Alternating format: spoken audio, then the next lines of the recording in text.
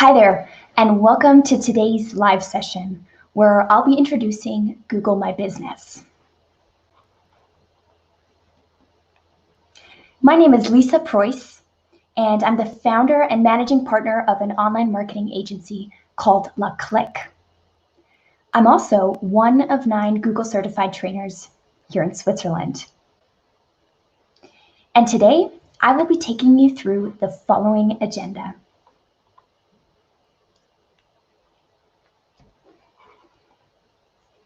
First off, I'll explain why creating a Google My Business profile makes sense, and then give you a bit of a background to Google My Business.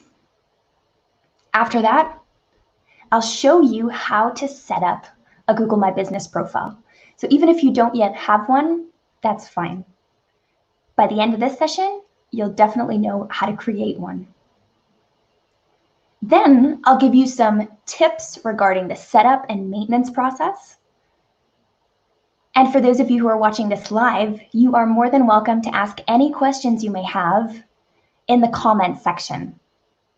If I don't get around to answering those questions throughout this webinar, then I have saved some time at the end for a Q&A session. But again, if you have questions, go ahead and ask them in the comment section, and latest by the Q&A session, I'll try and get back to you. With that said, let's dive right in. Why does it make sense to create a Google My Business profile? Well, as you well know, when we have a question, we often turn to the Google search for our answers. And chances are it's exactly the same for your potential customers. They may be searching for products and services that you offer right now. In fact, 3 out of 4 online customers use a search engine to find a business. And 7 out of 10 will actually purchase from a business that they found through a search engine. Now you may be thinking, okay, fair enough, for big corporations, I'm sure I'd be checking out their business listing too, but is that really relevant for my local business? Oh yes. In fact, 30% of mobile searches are related to a location. So yes, it is definitely also very relevant for local businesses. As a matter of fact, while a couple years ago, the consumer's behavior was more geared towards researching for businesses before a larger investment, we're way past that now. In fact, customers are searching even for mundane products and services and want to know the business behind it. Search queries for best sports shoes for women have gone way up, even best yoga mats. They want to find out the best bikes for children and know which companies are behind those products and services. And that is your chance to shine. Furthermore, we're seeing that since 2015, the search query now open is actually sparking 6 times a higher interest. Meaning that a lot of the times when we do search, we want to know, can I still pass by that business right now? Are they still open?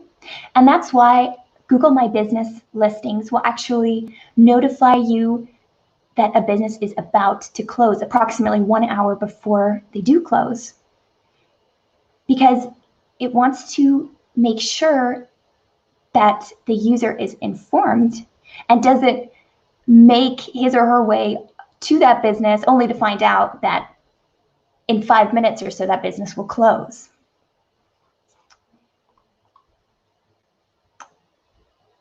I've just seen one quick question, whether we can ask questions with the chat as well. Yes, you can. Go right ahead, and I'll be happy to answer them.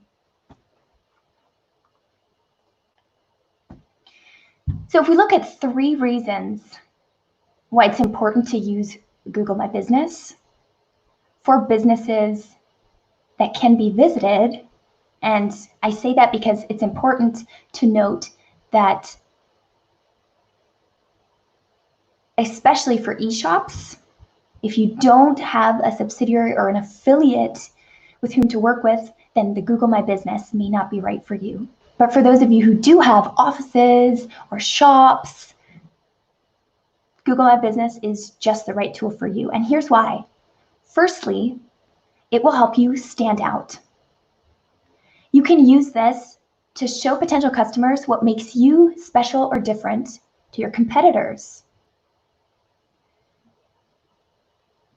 Secondly, you can use this to engage with customers. Keep them up to date. Let them know when you have new products or services available. And thirdly, you can use it to find new customers. Be on someone's radar who potentially wasn't even looking for your business in the first place, but has now become aware of you and wants to learn more. And with that said, I'd like to introduce Google My Business. Where is a Google My Business listing even displayed? On the one hand, Google My Business listings are displayed on the Google search. And I'm sure you've seen this before. When you're looking for something, especially near me, you may, on the right hand, see a larger entry pop up. Chances are this is a Google My Business entry. On mobile devices, you can see several of them listing up here in this example, all on the Google search. It can also be displayed on Google Maps. And now this is great for, again, local businesses or people who would like their customers to drop by, because Google Maps, as you know, lets you easily calculate the directions, the route, so you know how long it will take for you to get to where you want to go. And as you can see, this also offers a search function for people to check out different restaurants or special stores and things like that directly on Google Maps. And with a Google My Business entry, you can appear here too.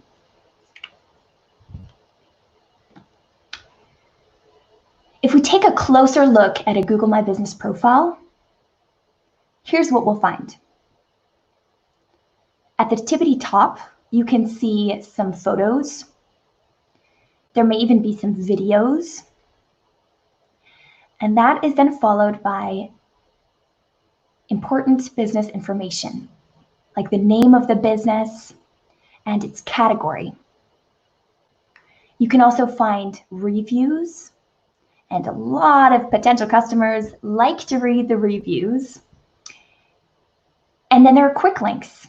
So for those potential customers who want to make a quick call, send a message, get directions, or even visit your website, they can do that all directly through your Google My Business listing. After that, there's more detailed location information, like your address, your opening hours, and so on and so forth. Now, for those of you who are going, oh, this sounds cool, I'd like to do a Google My Business account, here's how. First off, you visit google.ch/mybusiness or google.at/mybusiness. And step 1, you need to sign in with your Google account. Now, try and use the account you also use for your business. Of course, if you don't yet have a Google account, no worries. You can simply click on Create Account and create a Google account to use for your Google My Business listing. And then you click Next. Step 2, you add your company. Now, it'll ask what the name of your business is, but my tip to you is try and write the company name the way you want it to appear on Google. And in case there already is a listing, then you may see a drop-down list appear because Google Plus Local and Google Places has actually turned into Google My Business. So there is a slight chance that an entry already exists for your business, and then you can claim that entry. But if you're just starting out or you're a startup that's just founded a business, you may need to enter that business name from scratch right here. And then you can click Next. And you're already on to step 3, where you add your business data. Now, again, one of the important aspects of the Google My Business listing is, of course, your location. So it will ask you for your address in this section. You can check a box, though, if your company tends to serve customers at their location, for example, a gardening business. The workers there are likely not to just sit around at their office location, but actually be tending the gardens of their customers. And if you have a business that works similarly, you can check that box that you do deliver goods and services to your customers at their location. Or if, for example, you're self-employed and you're starting out in your own home and you don't want to share that address, then you can check the box that will allow you to hide your address. And then you click Next. And you're prompted to enter a company category. Now, don't panic if you don't find the perfect match for your business. The idea here is to categorize what kind of business you offer, because depending on what kind of business it is, you may have different options to another kind of business in your actual Google My Business profile.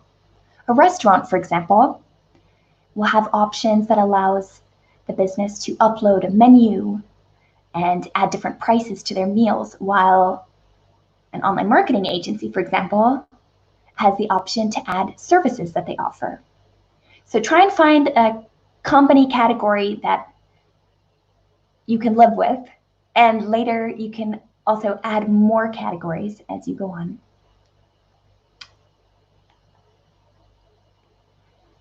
Next, it's up to you to provide up-to-date contact information so that your customers are able to contact you.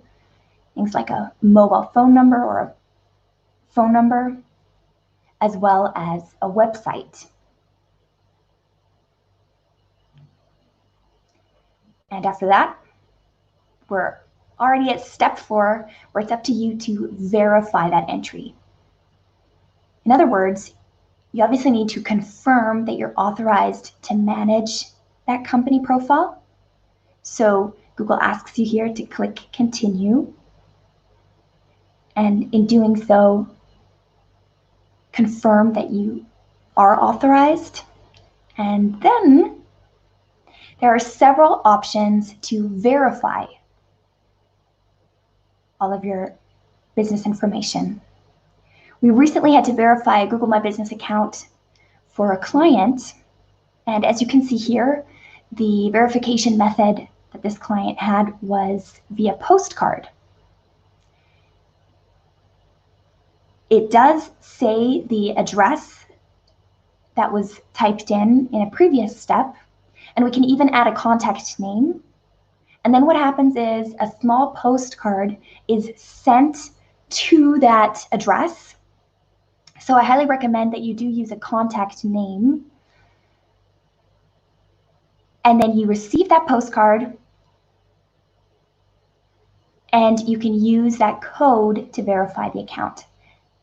Other Google My Business profiles may be able to verify their profiles via a call, in which case you will get a call very quickly from a robot-like voice, which will dictate this 5-digit code. So make sure you have a pen and paper at hand, or via email, in which case you'll receive an email with the 5-digit code. In our case, we had to select the postcard, and we made sure to notify everyone who was going through this client's mail, like the secretary of the business owner, as well as some other people who were bringing that secretary the mail, to make sure that this postcard didn't land in the trash by accident. But again, in this case, we verified via postcard. That postcard was sent to the business. Luckily, everything worked out the first time, and we got the postcard about 2 days after we requested it. It may take up to 9 days. And then we can verify the account by entering that 5-digit code. And voila. I'm seeing there is one quick question with regards to different categories. While setting up the account, you can only enter one, but later when you're in your Google My Business account, you can add more categories than just one. In fact, we're getting to that right now. So once that Google My Business account has been created and verified, you can log into the account at any time by visiting business.google.com. And this is what that backend will look like. In fact, it's extremely important to go back into this and visit the info rubric and actually add additional business information. So things like additional categories, as well as service areas, as well as many other things like your opening hours. Make sure that they are always up to date. In fact, 54% of people who searched for local information, they were just looking for business hours. That's how important your business hours are. And you will notice that throughout this whole Corona crisis, it was possible to add temporarily closed for those businesses that had to close due to restrictions in our country. And I will hop into that in just 1 second. There's one more detail I think is very important to mention at this stage, and it is your attributes. There are optional attributes that you can add that'll help potential customers learn more about your business. And I really like these because they may even appear as highlights and help distinguish your business, of course, from your competitors, so that you can really stand out in those search results. I'm seeing one question with regards to verifying via postcard a few times, but we never received a postcard. What can we do? There's no other verifying option. Well, in this case, I highly recommend to add a contact name to that postcard, because possibly it's not ending up in your mailbox, in which case you'll never receive it, no matter how many times you try. And then again, inform everyone who has to do with the mail, whether they're bringing it from the mailbox to the office or handing it to someone. Make sure everyone across the team is informed that you're awaiting a small postcard from Google, because again, what I've heard is that sometimes it'll accidentally end up in the trash because someone thought it was just an ad. So I do hope that helps, and I hope that it gets through to you and you're able to receive that postcard soon. With that said, I'd quickly like to peek into a Google My Business profile. So this is actually the LaClick Google My Business profile. And as you can see, we created it a while back. But the first thing we did was we visited the info rubric and we added more categories right here. So while our primary category was marketing agency, we immediately added marketing consultant and internet marketing service, and you can add many more categories as well. Again, make sure that your address is up to date, that your service areas are correct, and your opening hours, because a lot of potential customers want to know when you're open. It's also important to state when you are closed, so regional holidays and things like that should be listed here. We have our phone number. This is a short little name for users to be able to reach out to us with. Our website, an appointment link, especially for those of you who may not have a website but really want someone to directly schedule an appointment over some sort of calendar link. You can do that here.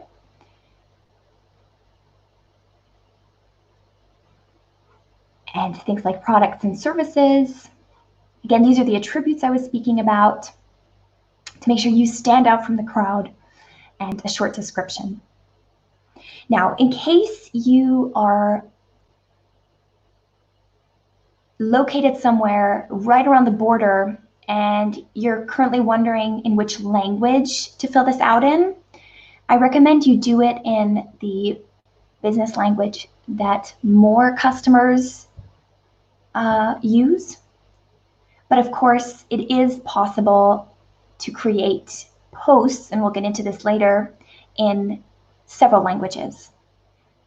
Now, since we operate mostly in German-speaking areas, we have a lot of, for example, this description here in German, and also some of our services in German. But again, there is no simultaneous translation available just yet, or anything of that nature. So it is important that you opt for the language that more of your customers will understand, and then use other ways to reach out to the customers who may understand a different language to make sure that it's still user-friendly for them too. Now, I'm seeing a quick question with regards to unsafe websites. Do they not get linked to website tab on my business? If you mean that it is not SSL certified, then that could be. In fact, we can test it right here. I'll see what happens if we don't have HTTPS and we just have HTTP.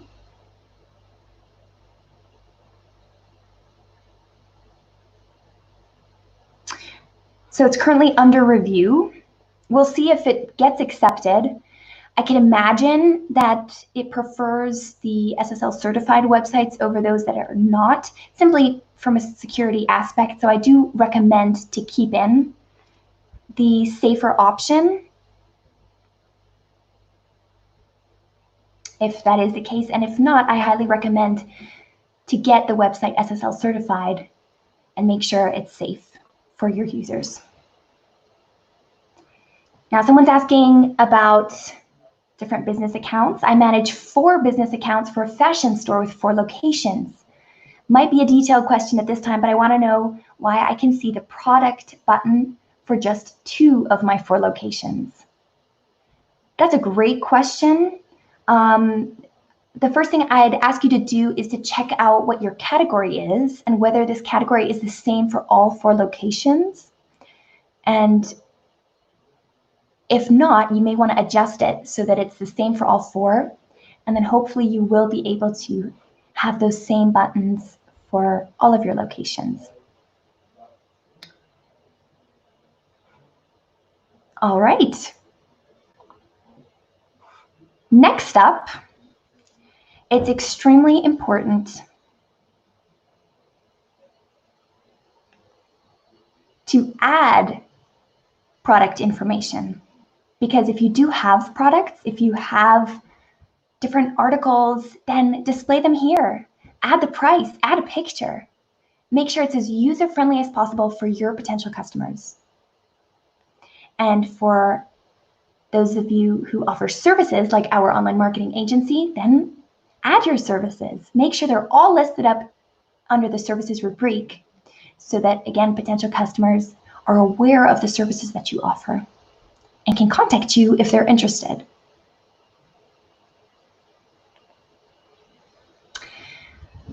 With regards to the pictures, I can't stress enough how important pictures are.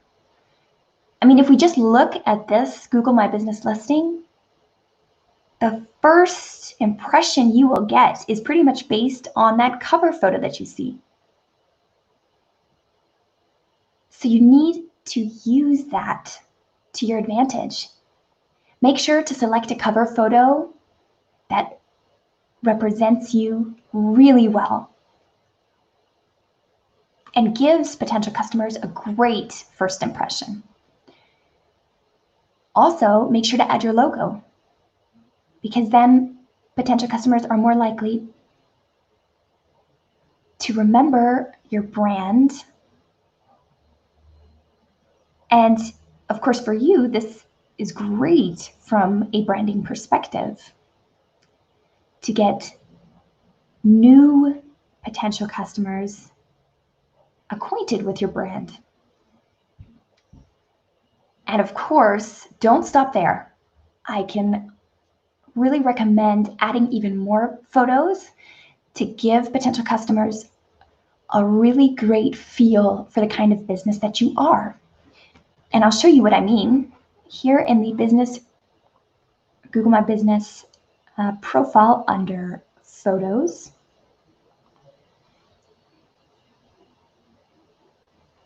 As you can see, we've selected our cover photo here, added our logo. Still need to add a video, but we have some interior pictures of the co-working space that we're located at, as well as some exterior pictures, so that once we start working from there again and customers do want to visit us, they know where to find the door to enter. We have some pictures of our team. And again, this just gives potential customers such a great feel for the business that you are, the team that you are, what you stand for, and of course, again, where to find you. I really highly recommend you add pictures. All right. Now, with that said, let's move right on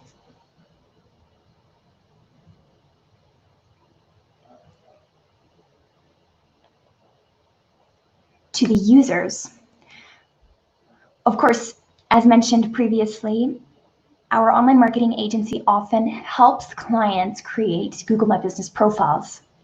So the first thing that we do once it's been verified and once we have access to the back end is we'll add users to make sure that the actual business owner, as well as others that would like access to the Google My Business profile, that they have access. And you can do that by visiting the users rubric and adding the email address of a user you would like to add, and then selecting the role for that user. Owner is the highest role, that's kind of the admin role. Then there's also the manager or the site manager. Afterwards, you can invite, again, this email address, and they can accept that invitation and they have access to the account. What may happen if not enough people have access to an account is that when an employee leaves the company and was the only one to actually have access, that no one else has access and needs to claim ownership of this business. So make sure that doesn't happen by giving other users access. If it's too late and you're already having to claim ownership, then you can do so directly in the Google My Business listing that you'll see of your own company by clicking Claim This Business. And either the previous owner will be notified, and in case they still have access to their email account, can still grant you access. If not, then of course you need to reach out to the support team. There's a Google My Business support team that can help you reclaim ownership of an existing Google My Business listing. But do be aware that, of course, due to the current situation, the resources here are very scarce, and it may take quite a while for you to actually hear back from them. So I do kindly ask that you be patient.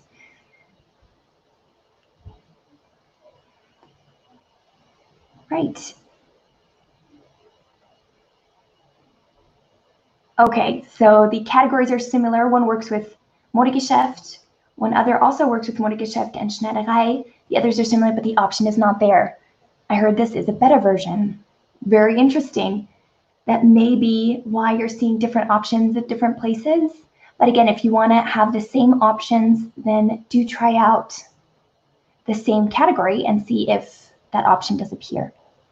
Someone has just mentioned that they cannot find the section service and products in their account. That could be because of your category. Again, depending on the category that you first enter, your business account may be slightly different to the one that I'm showing here, because mine was tailored towards the category that we entered as an online marketing agency.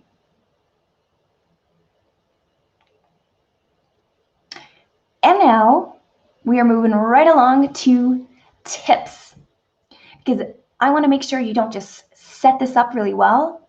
I want to make sure you're able to maintain a high standard for your Google My Business profile. Now, here's an overview of the key features you can check out once you do have a Google My Business listing. Firstly, you'll see the Insights rubric. Secondly, you can post. And thirdly, the reviews. Now let's look at each one after the other. The Insights rubric will give you extremely valuable information with regards to how searchers found you, how they interact with your profile, whether they ended up calling or requesting directions or even visiting your website, where they came from, whether from the Google search or Google Maps, and which days have the most activity. I'll show you what I mean and where to find this, again, in your Google My Business listing under Insights. And this is great because not only can we select the time period we'd like to look at, whether just the past week, the past month, or the past quarter, and we can see, in my case here, we can see some queries that were used to find our business. We can see how customers searched for the business. And there are different ways for that to go about. One being that they directly searched. So they ended up finding our listing by searching for our business name or even our address. They discovered our business listing because they were searching for a category or product or service that we offer. Or they found our listing by searching for a brand related to our business. Here we can see how many of them came through the Google search and how many of them came through Google Maps. There's a couple more coming in on search than Maps in our case, but of course, we're not a store attracting customers on a daily basis. For those local stores, you may be seeing more coming over Google Maps than on the Google search. But again, it's very interesting to check out when the most users will actually check out your business over these different methods. Is it on a weekday? Is it on the weekend? And try and see if you can spot any trends. And of course, different customer actions. So what are they doing? In our case, many of them will either visit our website or, I guess here, they did also request directions, but that's typically not the case because not often do customers just come by unannounced. They'll typically first check out our website, fill out the contact form, get in touch with us, and then we'll schedule an appointment and then they'll come by. This could be very different for you and your business. You may be receiving calls on a daily basis, and you can find all that out in this overview. Here we can see whether there were any directions requested, phone calls, and of course the photos viewed. And you can see how important it is to have good photos, because we can see that loads of potential customers are checking out our photos. We can also see the photos that we have shared versus those that others, so in this case they're called customer photos, have shared. And for those of you who are wondering whether you can delete customer photos, unfortunately not. Of course, if they're inappropriate photos, then yes, you can make sure and mark it as spam, for example. But just because a photo isn't perfectly made doesn't allow you to just take it down. In fact, Google actually wants transparency and is fine with users posting photos of your business, whether it be on the inside of the business or the outside of the business, but will mark these accordingly so that other users know that they weren't from the owner themselves, but actually from someone else.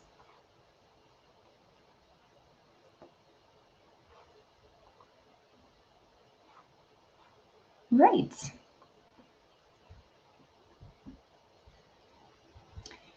Moving right along.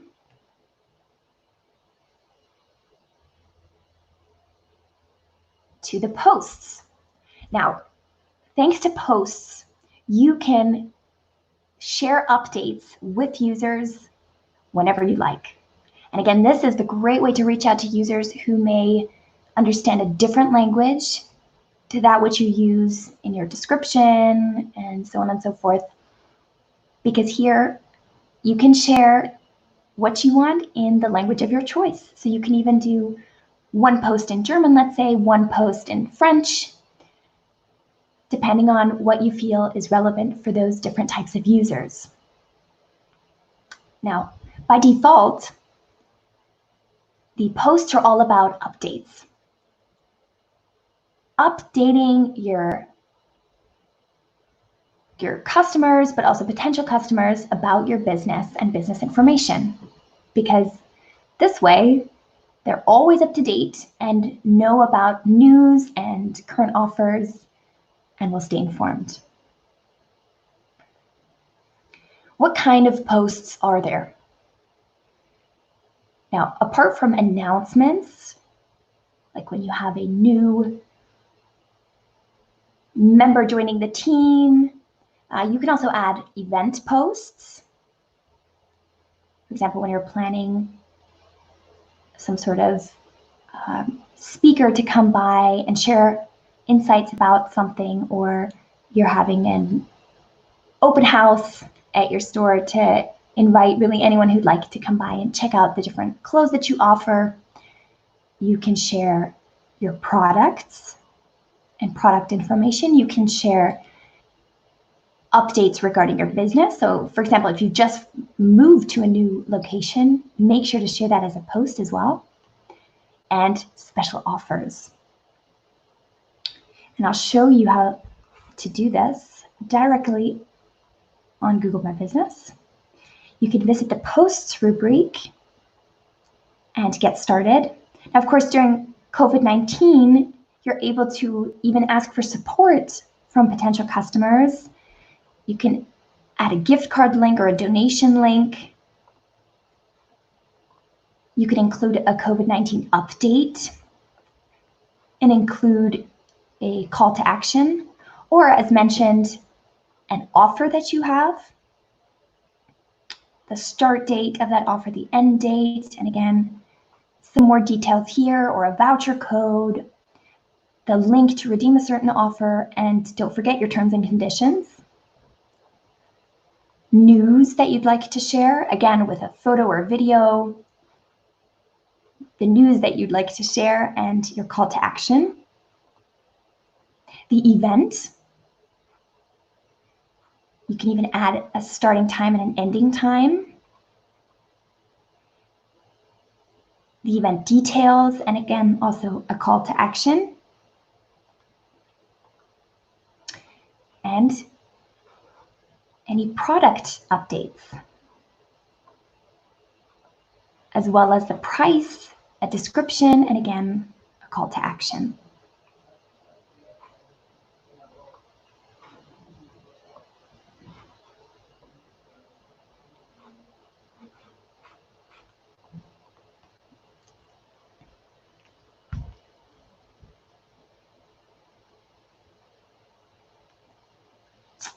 And that brings us to the reviews.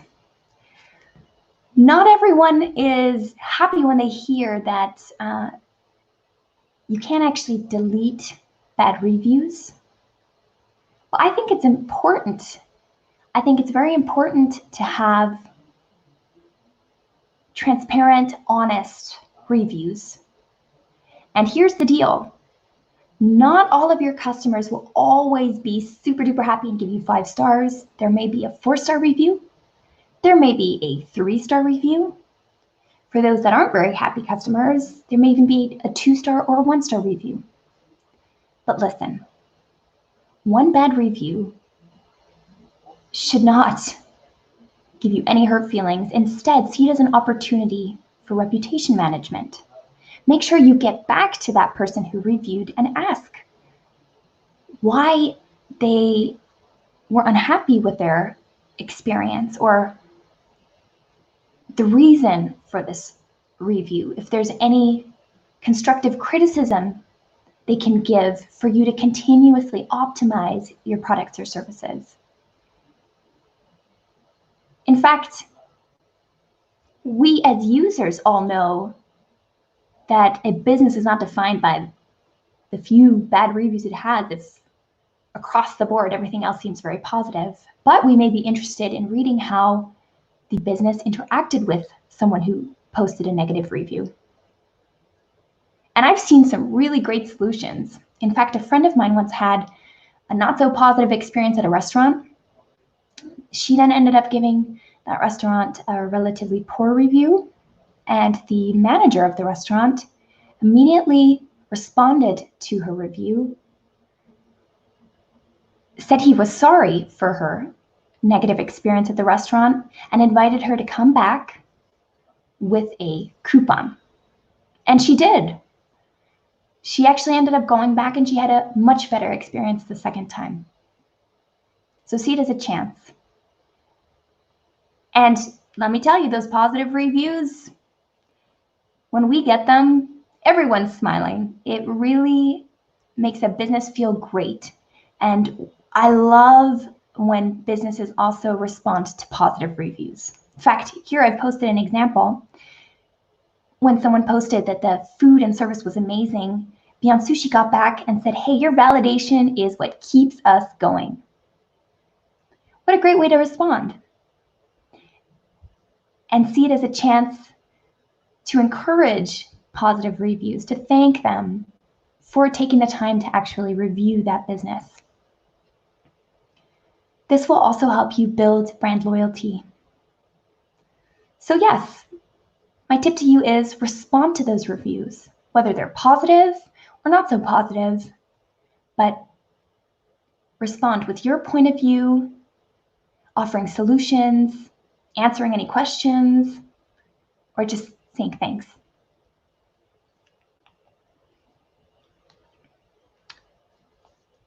And for those of you who are going, okay, great. Yep, I'll do that and I'll do that. Here's a little tip for you. If you're actually managing the Google My Business listing as an admin, you can even do certain things directly from the Google search. I've posted a little screenshot for you here. When I, as an admin, search for LeClick, I can immediately see not only the Google My Business listing, but as the primary business owner, a little additional info box here that allows me to directly edit business information or create posts, add more photos, or even manage those reviews. so that everything is always up to date and can be speedily updated if not. Now, surely some of you may not be on their laptop during all business hours because you're at your customers, in which case I highly recommend for you to actually download the app. There's a free Google My Business app available for Android and iOS, and this will help you get any important notifications, reviews, etc., right away on your mobile phone, on the go. And with that said, I'd just like to stress one last thing. Make sure you complete your profile. It's so important. Because as you can see here, just by looking at the empty listing in comparison to that complete listing, it's something else. It gives a different first impression to a potential customer. It conveys a completely different look and feel of the business, and may or may not be the reason for a user to end up converting. And with that said, here's some stats. Complete business profiles will actually get 7 times more clicks on average than empty profiles. Not to mention that they're 2 times more likely to be considered reputable, 38% more likely to attract location visits, and 50% more likely to lead to a purchase. So do make sure to take this to heart and complete your profile. With that said, I'm going to peek on over into the comment section and see if there were any more questions. If you've been saving up your question till the end, then feel free to ask me now. I will stick around for a little while longer.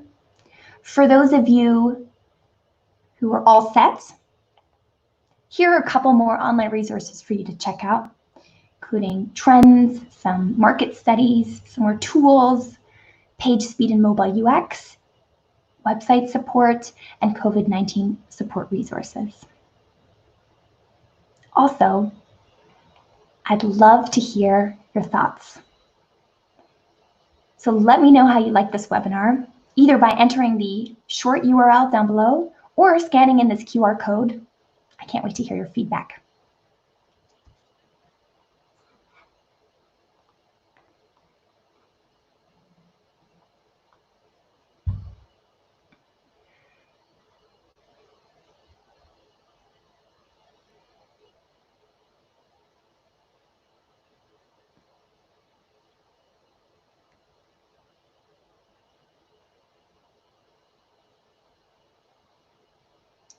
Thank you for joining this webinar. And again, if you have any more questions, do let me know.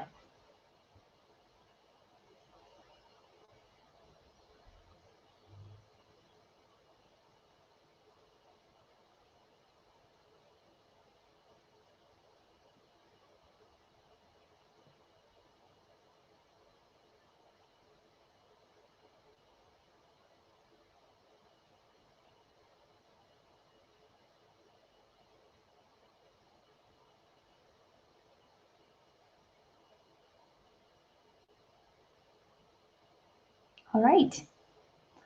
With that said, I can't wait to hear your feedback. Don't forget to subscribe to this channel, and thank you so much for watching.